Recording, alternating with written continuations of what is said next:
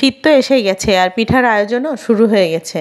তো আমি আজকে পিঠা নিয়ে হাজির হয়ে গেলাম। তো ঘরে আতপ চাল ছিল, সেগুলো ভিজিয়ে দিয়েছিলাম আর সেইগুলো এখন আমি ব্লেন্ডারে করে নেব। 1 পট মতো চাউল ভিজিয়েছি, যেহেতু বাসায় আমাদের খুবই কম সংখ্যক লোক আর সেভাবে পিঠা কেউ খেতেও চায় না। তো মোটামুটি আমার অনেক পছন্দ আর আপনার ভাইয়ার অনেক পছন্দ, সেই হিসেবে আমি পিঠা বানাতে শুরু করে দিলাম।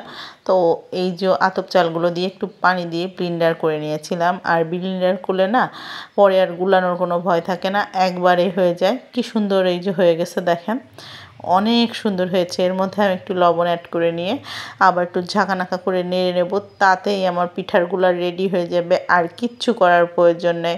আগের মতো আর সারাদিন ধরে ঢেঁকিতে ধান বেনে চাল বের করে সেই চাল ভিজিয়ে পরে আবার ভাঙিয়ে করার মতো দিন শেষ।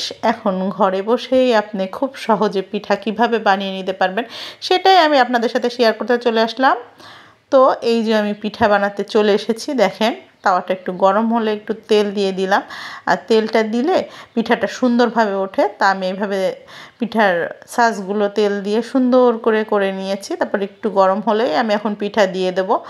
আর পিঠাটা দিয়ে 5 মিনিটের মধ্যেই আমার পিঠা হয়ে যাবে।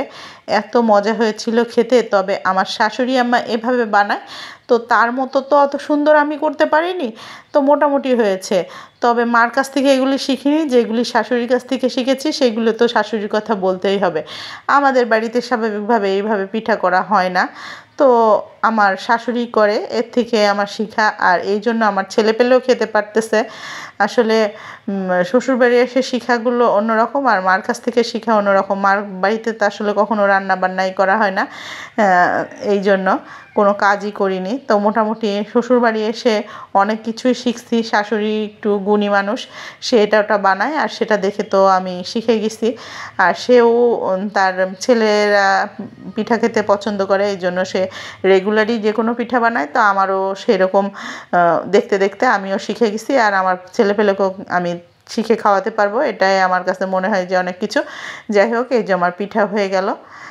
একবার উঠাইছি, আবার এই যে আমার পিঠা হয়ে গেল, এবার আরেকবার দিয়ে দেব।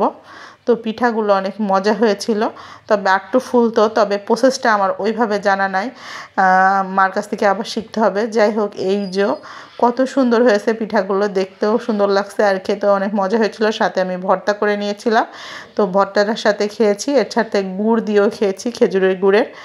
অনেক মজা হয়েছিল পিঠা খেতে। তো আমার রিভিউ দেওয়ার একটা মানুষ আছে, এই দেখেন খাইতে আছে আর বলতেছে আম্মু অনেক মজা হয়েছে, অনেক মজা হয়েছে।